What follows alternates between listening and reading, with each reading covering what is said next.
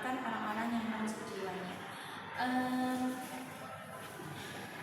Mungkin dari antara kalian pasti banyak pernah mendapatkan perkataan dari orang-orang sekitar yang membuat kalian sakit hati.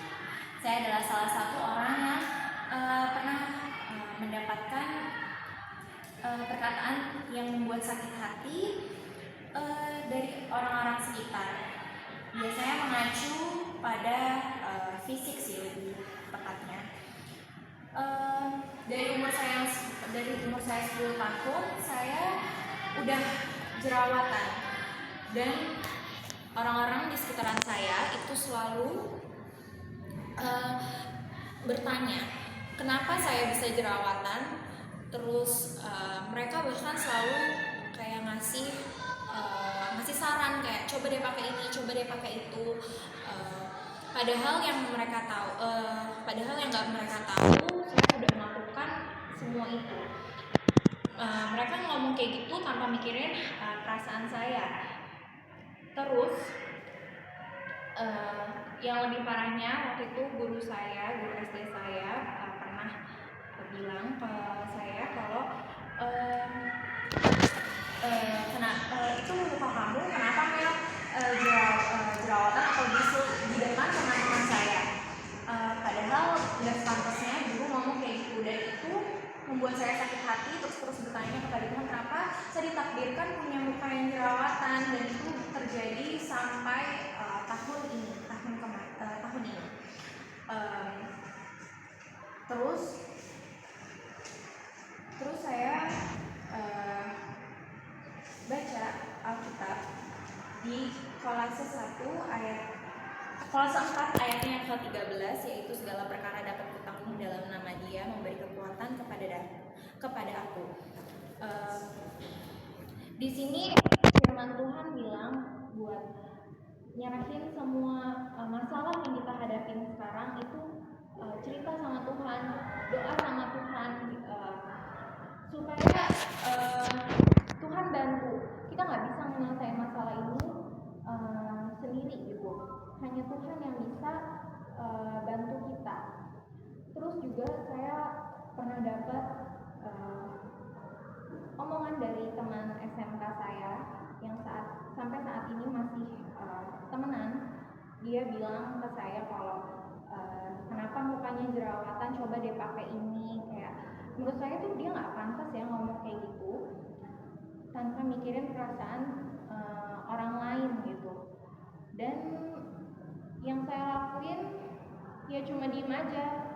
Saya nggak bisa balas itu, padahal rasanya tuh saya pengen ngomong. Mungkin itu cara Tuhan buat ngasih tahu, menahan diri saya untuk nggak balas ngomong ke dia, nggak ngatain dia dan bikin dia sakit hati. Padahal rasanya tuh saya kalau di rumah tuh rasanya pengen ngata-ngatain dia terus, tapi Tuhan nahan itu. Terus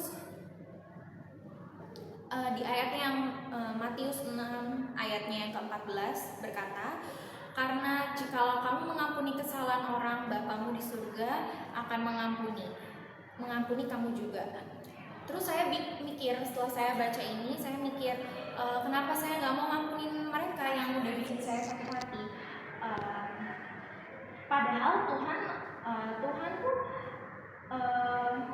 mau ngampunin saya dengan segala dosa yang saya telah buat. Jadi kalau Tuhan ngampunin saya, kenapa saya nggak ngampunin dia? Jadi saya ngelakuin doa terus-terusan, minta bawa nama-nama mereka yang bikin saya sakit hati ke dalam doa, biar saya bisa mengampuni mereka, dan biar Tuhan yang kerja buat ngebalas mereka, nggak perlu saya yang terus-terusan untuk ngatain dia balik, karena buat apa, percuma buat nambah-nambahin dosa saya. Jadi biarin Tuhan bekerja. Kemudian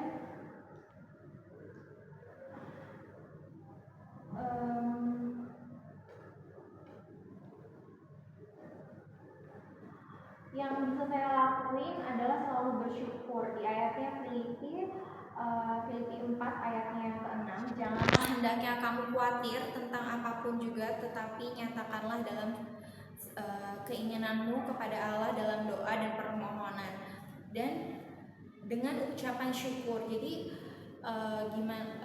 saya nggak bisa merubah fisik saya karena ya Tuhan udah nyiptain saya ya emang kayak gini. Jadi yang perlu saya lakuin adalah bersyukur dan nggak fokus sama fisik saya. Saya juga sering mendapatkan kalimat tentang kenapa tubuh saya bisa kurus banget, padahal sebenarnya saya juga bingung kenapa saya bisa kurus. Teman-teman saya selalu ngomong kayak gitu, tapi saya selalu bawa dia dalam doa buat nggak terus-terusan mikirin perkataan mereka yang buat sakit hati. Biarlah Tuhan yang balas semuanya, tapi nggak sekarang. Tuhan memang balas perilakunya mereka. Dan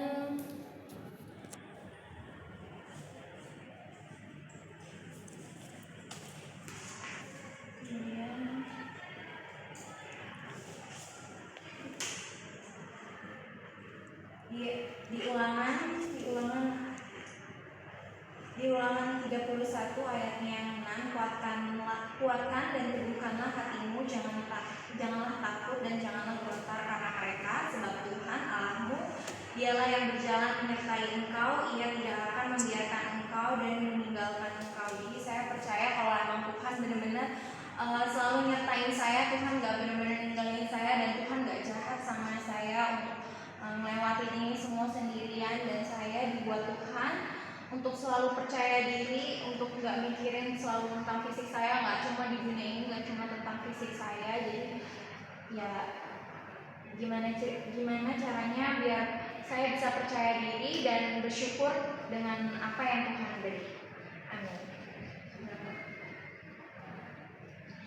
Ya Bapa di surga, saya bersyukur karena Engkau sudah bisa mendengarkan firman-Mu pada siang hari ini. Kiranya firman-Mu dapat menjadi pedoman bagi hidup kami, dan dapat kami terapkan firman-Mu ke dalam kehidupan kami